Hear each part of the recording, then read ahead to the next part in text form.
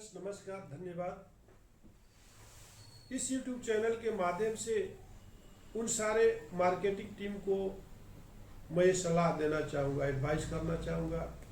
एक इंडिया में जितने भी सेल्समैन हैं और जितने भी मार्केटिंग टीम है, ये वीडियो उनके लिए खास है।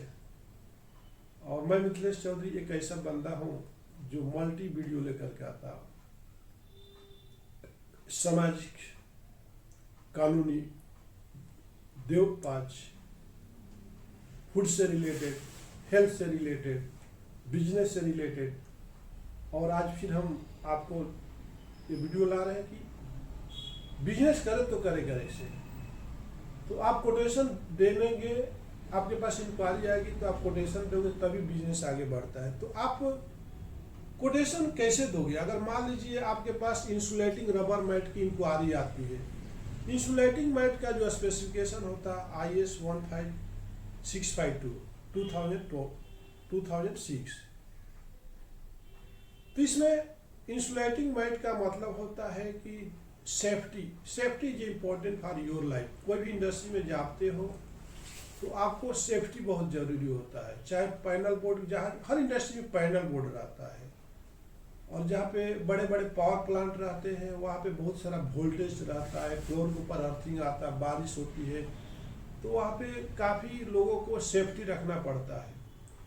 उसके लिए आज इंसुलेटिंग मैट जो है काफ़ी इम्पोर्टेंट हो चुका है पावर प्लांट के लिए या इंडस्ट्रीज के लिए। तो इंसुलेटिंग मैट में आपको फिजिकल प्रॉपर्टी की बात करते हैं तो उसका टेंसाइल स्ट्रेंथ जो 15 मेगापास्कल होना चाहिए, इलोंगेशन 400% होना चाहिए। कलर की बात करते हैं तो उसमें 3 कलर आता है, एक रेड कलर, ब्लू कलर और ब्लैक कलर। थिकनेस की बात करते हैं तो उसमें टाइप के हिसाब से रहता है, जैसे type A, type B, type C, type D। तो टाइप A का मतलब होता है कि 2 mm, 2 मिलीमीटर। 2 मिलीमीटर का मतलब होता है कि अगर कहीं पर आपका जहाँ पे 3.3 kVA वोल्ट्स आता हो अर्थिंग, तो आपको उसको इस्तेमाल किया जाता है, मैचिंग किया जाता है। अगर 2.5 की बात करते हैं तो 11 kVA, जहाँ पर 11 kVA वोल्ट्स आता है, पावर आती है, शॉक आता है, वहाँ पर 2.5 का इस्तेमाल किया जाता है। और हम बात करते हैं 3 mm का टाइप C का, तो वहाँ पे 33 kVA वोल्ट्स आता है, तो वहाँ पे 3 mm का इस्तेमाल करना चाहिए ताकि इंसान काम करने वाला और उसका लाइफ सेफ रहे। तो आपने देखा इसका 3.5 ही है, बट आज 3.5 जो पूरी तरह से मिस हो चुका है, गैप हो चुका है। कोई भी आज मार्केट में 3.5 का डिमांड नहीं करता है, राइट। तो हम चलिए 3 थिकनेस पर ही बात करते हैं। अगर आपके पास इंक्वायरी आता है, इसका डायमेंशन 2 तरह से ही लोग पूछता है, 1 metre width, 2 metre length. 1 metre width, 2 metre length. Thickness तो कॉमन आपने देख लिया। कभी कभी जिसको ज्यादा अच्छा मैचिंग करना है तो वहां पर 10 मीटर लेंथ में पूछता है, तो 2 into 1 metre into 10 metre, 2.5 1 metre into 10 metre, 3 mm 1 metre into 10 metre. तो आप डायमेंशन के बारे में समझ लिया। अब सवाल यह है कि आप कोटेशन दे तो दे कैसे। हर बार किसी से के ऊपर डिपेंड रहना अच्छी बात नहीं है। स्वावलंबी बनिए और प्रोडक्ट का नॉलेज रखिए। अभी तक मैंने जो बताया आपके समझ में आ गया होगा। अगर आप कोटेशन देना चाहते तो इस इंसुलेटिंग मैट का ये वीडियो सामने रख लीजिए, कोटेशन देना इजी हो जाएगा। ये वीडियो सामने रख लीजिए, कोटेशन देना इजी हो जाएगा। ये वीडियो सामने रख लीजिए, बात करना इजी हो जाएगा।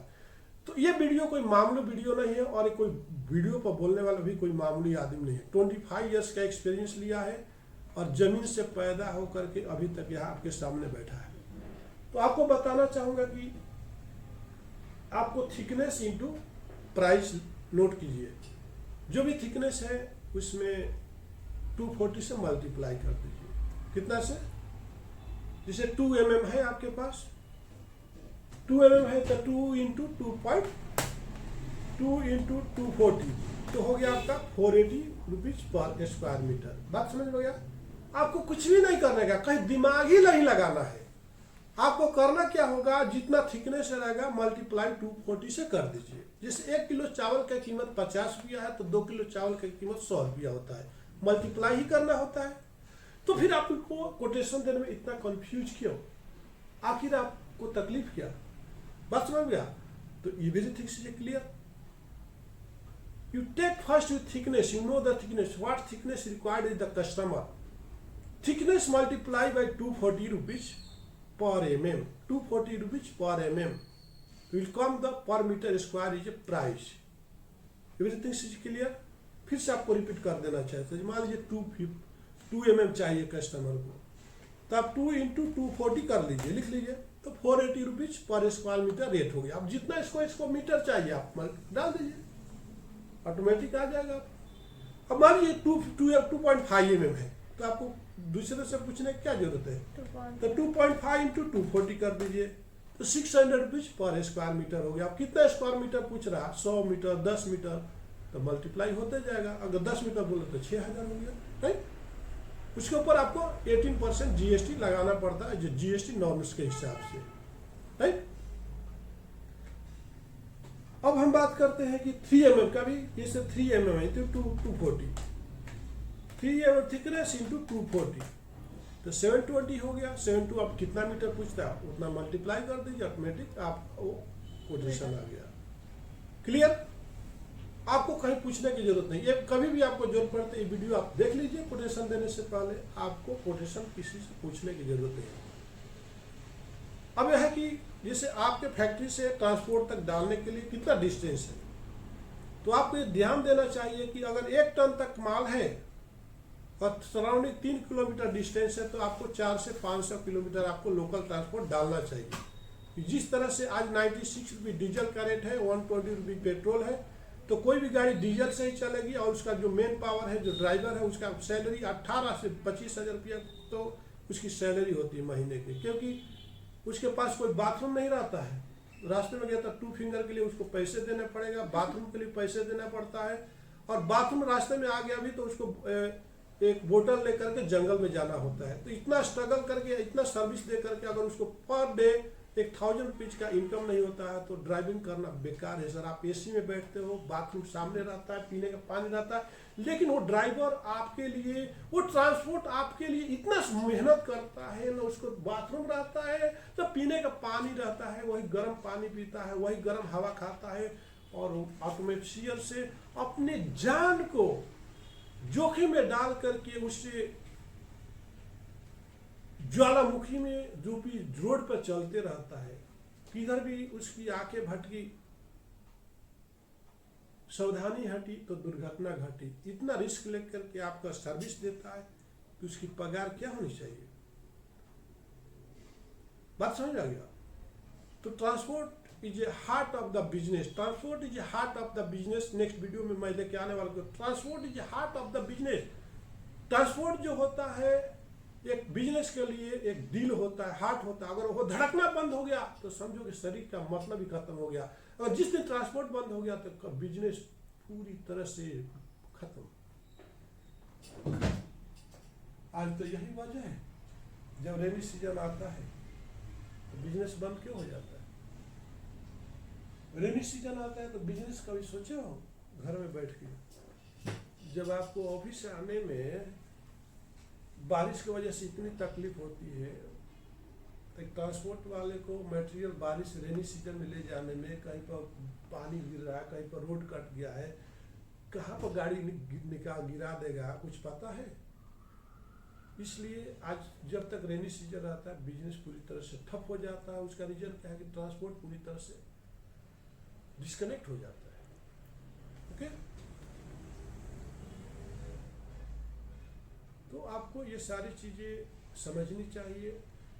उसी तरह से जैसे कि आपको इंसुलेटिंग मैट के बारे में बताया, तो कोटेशन देने के टाइम ये सारी चीजें आपको देखनी चाहिए कि हमका डिस्टेंस कितना है, कितना लगेगा, पर केजी कितना लगेगा, और प्योर केजी भी निकालना आपको बड़ी बात नहीं है. जैसे कोई भी इंसुलेटिंग मैट का मान लीजिए, अब आपको जैसे कि आप बार बार किसी से पूछते हो कि इसका वेट कितना हो गया सर, कितना हो गया सर, सामने वाला पूछता है ना.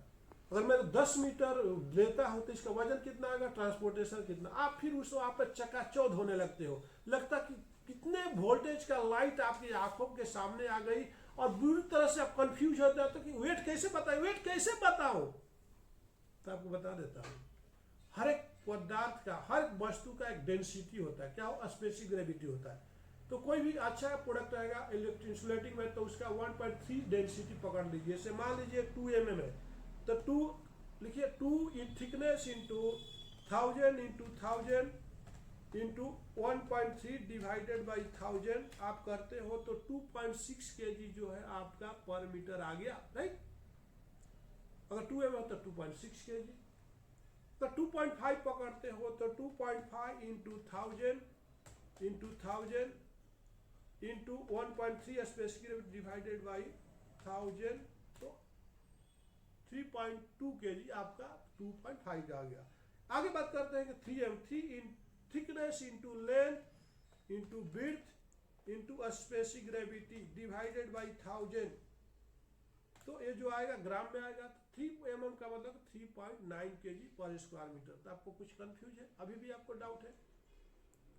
तो वेट निकालने के लिए आपको स्पेसिफिक ग्रेविटी मालूम होना चाहिए। अप्रोक्सीमेटली आपको स्पेसिफिक ग्रेविटी इंसुलेटिंग वेट का 1.25 से 1.35 तक रहता है। तो thickness into width into length equal two into specific gravity divided by 1000 grams में आएगा, और दोबारा 1000 से करें तो ग्राम्स में आएगा, केजी में आ जाएगा। तो इसी के साथ मैं इस तरह से आपको टेक्निकल थिंग्स बताते रहेंगे, कटोशन कैसे देना है, मार्केट को कैसे अटेंड करना है, और डिजिटल मार्केट को कैसे पकड़ना है। मैं मिथिलेश इस तरह से आपको एजुकेट करते रहूंगा। इसी के साथ मैं आपसे विदा ले